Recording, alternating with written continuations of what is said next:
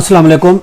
Iqbal international law services एक नए legal lecture के साथ आज का जो हमारा लीगल लेक्चर है वो मैरिड वुमेन राइट्स, शादीशुदा औरतों के क्या हकूक हैं जो हर एक लेडीज को जानने चाहिए, हर एक औरत को जानने चाहिए जो शादी करना जा रही है या शादी जिसकी हो चुकी है उसको अपने हकूक के बारे में, उसको अपने राइट्स के बारे में पता होना चाहिए। पहला जो मैरिड वुमेन का राइट है ये है कि इकोमोडेशन रिहायश जो है ये उसका अख्तियार है जो कि उस हस्बैंड के मीन्स में हो, उसके अपने जो उसके सोर्स ऑफ इनकम है उस हिसाब से उसको रिहायश मिलनी चाहिए, चाहे वो रेंट पे मिलती है या फिर उसको अपना घर मिलता है उसको रिहायश मिलनी चाहिए। और अगर हस्बैंड का ये है कि वो अफोर्ड कर सकता है तो उस सूरत में वाइफ अलहदा रिहायश का भी मुतालबा कर सकती है और उसको अलहदा रिहायश मिलनी चाहिए। अगर एक घर में रिहायश है तो ऑफ कोर्स उसको एक प्राइवेसी मिलनी चाहिए, खासकर उसका अगर ब्रदर इन लॉ है तो ब्रदर इन लॉ जो एक महरम में आते हैं अगर वो उसे अलहदा रहना चाहती है तो ऑफ कोर्स उस घर में अगर एक ही घर में भी रखना चाहता है तो उसको प्राइवेसी का भी एक राइट होना चाहिए। और उसके अलावा दूसरा उसका राइट ये है उसको डावर, उसका जो हक महर है वो उसको मिलना चाहिए, चाहे डफर्ड है या प्रॉम्प्ट है वो उसको मिलना चाहिए, ये उसका राइट है। और इसके अलावा प्रॉपर्टी रखने का भी उसके पास तीसरा जो राइट है शादीशुदा औरत को कि वो प्रॉपर्टी जो है वो रख सकती है। अगर उसके पास कोई ऐसी प्रॉपर्टी जो शादी से पहले उसके नाम थी तो वो प्रॉपर्टी है, या फिर शादी के बाद उसने अपने जराए से ली है या उसके हस्बैंड ने उसको गिफ्ट किया तो वो प्रॉपर्टी रख सकती है, उससे बेनिफिट हासिल कर सकती है, उसको सेल कर सकती है, जिस तरीके से यूज का है वो यूज कर सकती है, ये उसका राइट है। चौथा उसका जो राइट शादीशुदा औरत का है वो है डिवोर्स का राइट है या फिर खुला का राइट है। डिवोर्स भी वो ले सकती है अंडर जो है Muslim family dissolution Muslim family act है जो 1939 का, उसके तहत वो डिवोर्स भी ले सकती है। और इसके अलावा फैमिली लॉ के मुताबिक जो ममनन लॉ में दिया गया है वो खुला भी ले सकते हैं, ये भी उसका राइट है। और अगर इंडिया की हम बात करते हैं, इंडिया का हिंदू मैरिज एक्ट है उसके सेक्शन 13 के तहत वो इंडिया में अगर है तो वो उसके साथ वो डिवोर्स ले सकती है। जहां तक इसके बाद पांचवा जो एक शादीशुदा औरत का राइट है वो राइट है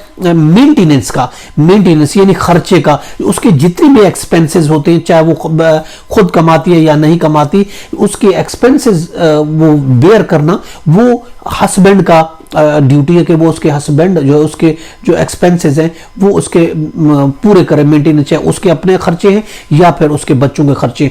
अगर वो नहीं देता तो ऑफ कोर्स उसका राइट बनता है under section Muslim family ordinance के तहत अगर वो पाकिस्तान में है तो वो मेंटेनेंस का केस फाइल कर सकती है अपने हस्बैंड के खिलाफ, बच्चों के लिए और अपने लिए। अगर वो इसके अलावा अगर हम इंडिया में अगर कोई लेडीज है तो उसका राइट ये बनता है कि इंडियन पेनल कोड है सेक्शन 125 उसके तहत वो अपना खर्चा और फिर बच्चों का खर्चा क्लेम कर सकती है, कोड ऑफ कोर्स उसको दिलाएगी। उसके अलावा छठा जो राइट है एक शादीशुदा लेडीज का वो है प्रोटेक्शन ऑफ द वुमेन, ये उसका राइट है उसको प्रोटेक्शन मिले हर तरह की, उसको जराइम से, उसको गलतकारियों से, गलत कामों से उसको एक प्रोटेक्शन मिलनी चाहिए। वो प्रोटेक्शन देना भी उसका हस्बैंड का ड्यूटी है कि वो उस लेडीज को उसकी अपनी वाइफ को वो प्रोटेक्शन दे, किसी किस्म की वायलेंस से, किसी किस्म के जुल्म से, जबर से उसको प्रोटेक्शन होती है। डोमेस्टिक वायलेंस एक्ट के तहत वो कार्रवाई भी कर सकती है। अगर इंडिया में सेक्शन 19A है डोमेस्टिक वायलेंस एक्ट का, उसके तहत वो अगर नहीं उसको प्रोटेक्शन मिलती तो ऑफ कोर्स वो उसके खिलाफ कंप्लेंट कर सकती है,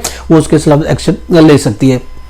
इसके अलावा जो सातवां राइट है शादी के बाद वाइफ का वो है कीप ऑल गिफ्ट्स, तमाम गिफ्ट जो है वो अपने पास रख सकती है, ये उसका राइट है। एक शादीशुदा खातून को उसको उसके गिफ्ट से महरूम नहीं किया जाएगा, या उसको गिफ्ट शादी से पहले कोई दिया गया है या शादी के बाद दिया गया है या शादी के टाइम दिया गया है, उसको मुंह दिखाई में कोई चीज दी गई है या बच्चा पैदा होने पर गोद भराई के लिए कुछ दिया गया है या फिर उसको कोई ज्वेलरी दी गई है, कोई प्रॉपर्टी दी गई है, चाहे वो गिफ्ट उसके किसी इनलाज में दिए हैं, पेरेंट्स ने दिए हैं, किसी दोस्त ने दिए, आबाब ने दिए, या हत्ता के वो गिफ्ट जो उसके हस्बैंड ने भी दिए हैं तो वो भी इसी में शामिल हैं। तो वो हस्बैंड का दिया हुआ गिफ्ट भी रखना या उसको डिस्पोज करना वाइफ का राइट बनता है शादीशुदा औरत का, वो उससे नहीं छीना जा सकता। ये कानून कहता है कि ये वाइफ का राइट है कि वो गिफ्ट जो है वो रख सके।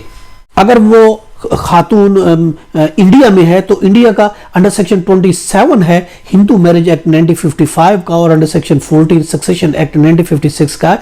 इसको जो हिंदी जबान में वो कहा गया है स्त्री धन इसका नाम दिया गया है, यानी कि स्त्री धन के तहत वो उसका राइट बनता है कि वो अपने गिफ्ट अपने पास रख सके। और इस्लामिक लॉ में अगर हम बात करते तो भी उसका राइट है, हस्बैंड का दिया गया कोई भी गिफ्ट वो वापस नहीं ले सकता, वो बीवी का एक्सक्लूसिव तौर पर बीवी का राइट है, वो चाहे उसको बेचे चाहे उसको रखे। ये उसके साथ ज्यादती की जाती है, अगर उसके साथ डिवोर्स होती है तो कहते हैं कि ये हमने चीजें दी थी या वापस करें, ये गलत है। चूंकि एक चीज गिफ्ट है वो दे दी गई, वो वापस नहीं होती है, उसका शादीशुदा औरत का ये एक राइट है, ये भी हर एक वुमेन को मालूम होना चाहिए। और इसके अलावा 8वां जो राइट बनता है एक शादीशुदा खातून का ये राइट है, right to claim child custody. Of course अगर हस्बैंड के साथ कोई झगड़ा हो जाता है तो ऑफ कोर्स वो चाइल्ड कस्टडी क्लेम कर सकती है। अगर वो पाकिस्तान में है तो राइट ऑफ हिजानत, इस्लाम उसको राइट ऑफ हिजानत देता है। राइट ऑफ हिजानत के तहत वो बच्चे की कस्टडी, उसकी परवरिश कर सकती है 7 साल तक, तो उसको एक्सक्लूसिवली राइट है। अगर इंडिया की बात करते हैं तो इंडिया में भी है कि अगर 5 साल तक वो बच्चा रख सकती है, बीइंग मुस्लिम। अगर पाकिस्तान में तो 7 साल तक राइट हिजानत इस्लाम में जो दे गया वो बच्चे को रख सकती है। अगर इस दौरान उसका बच्चा छिन जाता है तो वो कोर्ट ऑफ लॉ के जरिए वो बच्चे की कस्टडी ले सकती है।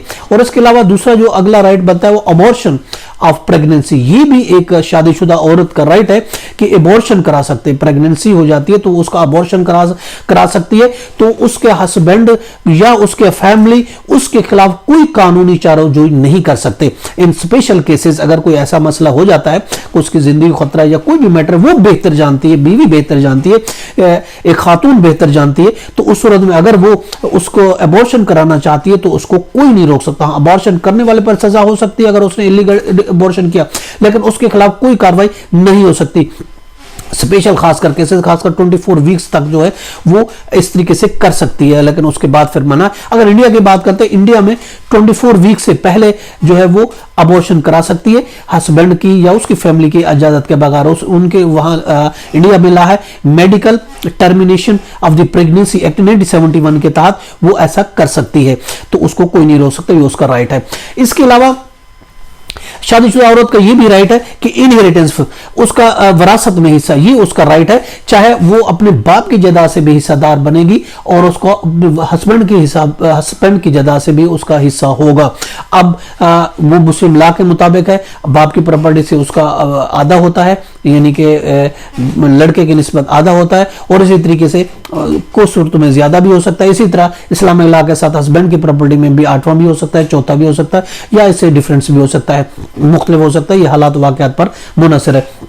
इंडिया में अगर हम बात करते हैं, इंडिया के हिंदू सक्सेशन एक्ट 1956 के तहत वो बाप की जायदाद में बराबर की हिस्सेदार होगी, और इसके अलावा खामन से भी उसको हिस्सा जरूर मिलेगा। अगर हस्बैंड दूसरी शादी कर लेता है और पहली बीवी को तलाक किए बिना, तो फिर उस सूरत में पूरी प्रॉपर्टी बीवी ले सकती है हस्बैंड से, ये उसका राइट है। और इसके अलावा बीवी का ये भी राइट है कि कीप डाउर आर्टिकल, उसको जहेज का जो सामान दिया गया वो अपने पास रखे, उसका इस्तेमाल करे, ये उसका भी राइट बनता है। अगर कोई छीन लेता है तो वो उसके लिए केस फाइल कर सकती है।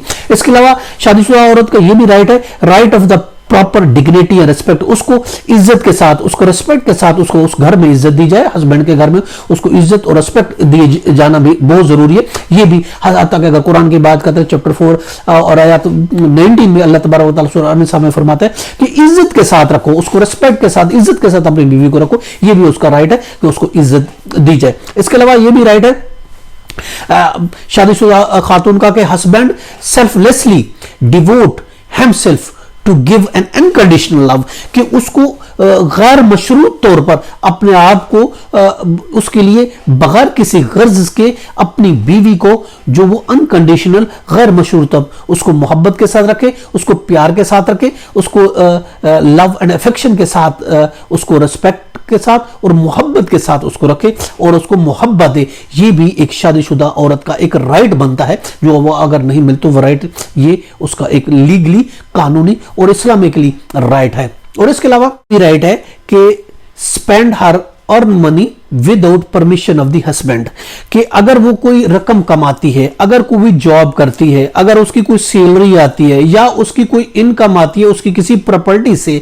रिलेटेड अगर कोई उसकी इनकम आती है, या फिर वो कोई जॉब करती है, कमाती है, किसी भी तरीके से अगर वो अपनी कमाई हुई रकम जो है वो अपनी तरीके से खर्च कर सकती है, उसको अपने हस्बैंड से पूछने की इजाजत नहीं है। वो बिना हस्बैंड की इजाजत के वो उस अपनी रकम जो उसकी अपनी चीज है वो उसको खर्च कर सकती है, कहीं पे भी खर्च कर सकती है, उसको पूछने की इजाजत नहीं है, ये उसका राइट बनता है।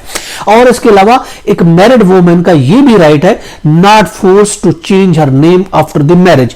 शादी के बाद अगर वो नहीं चाहती कि मैं अपना नाम तब्दील करूं, मैं अपना जो सरनेम चेंज करूं, तो उसको कोई मजबूर नहीं कर सकता।